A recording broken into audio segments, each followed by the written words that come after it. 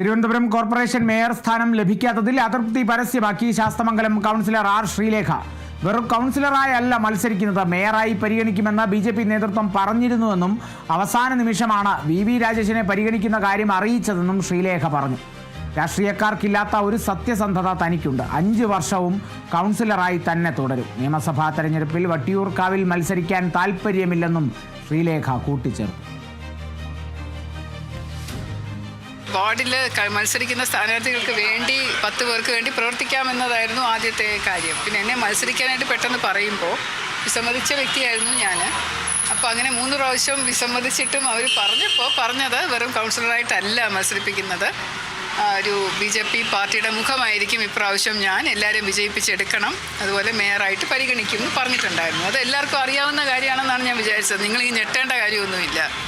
അത് ഞാൻ പറഞ്ഞത് ഇപ്പം ഇലക്ഷൻ കഴിഞ്ഞിട്ട് ഇത്ര നേരമായി, ഒരു പാർട്ടി ജയിച്ചു വന്നു, ഒരു സ്ഥലത്തും എക്കാലവും ഇല്ലാതിരുന്നൊരു ചരിത്ര നേട്ടം ഭാരതീയ ജനതാ പാർട്ടി നഗരസഭയിൽ നേടിയെടുത്തു. അതിലൊക്കെയാണ് ഞാനിപ്പം ചാരിതാർത്ഥ്യവും സന്തോഷവും കണ്ടെത്തുന്നത്. രാഷ്ട്രീയ പാർട്ടി എന്ന് പറയുമ്പോൾ തീരുമാനങ്ങൾ എടുക്കുമ്പോൾ പല തരത്തിലുള്ള സമന്വയ ചർച്ചകൾ വരാറുണ്ട്. അപ്പോൾ ഒരു ചർച്ച അവസാന സമയം വന്നപ്പോൾ ഇപ്പം ഇലക്ഷൻ കഴിഞ്ഞിട്ട് ഒരു 3-4 ദിവസത്തേക്കുള്ള ചർച്ചകളുണ്ടായിരുന്നു എന്നാണ് തോന്നുന്നത്. പക്ഷേ എന്നോടൊന്നും പറഞ്ഞിരുന്നില്ല.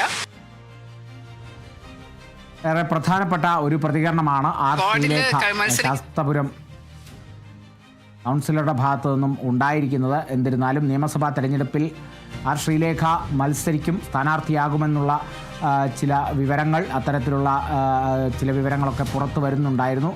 അങ്ങനെയെങ്കിൽ വട്ടിയൂർക്കാവിൽ മത്സരിക്കാൻ താല്പര്യമില്ല എന്നാണ് ശ്രീലേഖ പറയുന്നത്. ഒപ്പം തന്നെ 5 വർഷവും കൗൺസിലറായി തന്നെ തുടരും. തുടക്കത്തിൽ ഈ തദ്ദേശ സ്വയംഭരണ തെരഞ്ഞെടുപ്പിൽ സ്ഥാനാർത്ഥിയായല്ല, വെറും ഒരു സ്ഥാനാർത്ഥിയായല്ല, മേയർ സ്ഥാനാർത്ഥിയായിട്ടാണ് പരിഗണിക്കുന്നത്. മേയറായി പരിഗണിക്കുമെന്ന് BJP നേതൃത്വം പറഞ്ഞിരുന്നു. അവസാന നിമിഷമാണ് VV രാജേഷിനെ പരിഗണിക്കുന്ന കാര്യം അറിയിച്ചതെന്നും കൂടിയാണ് ശ്രീലേഖ പറയുന്നത്.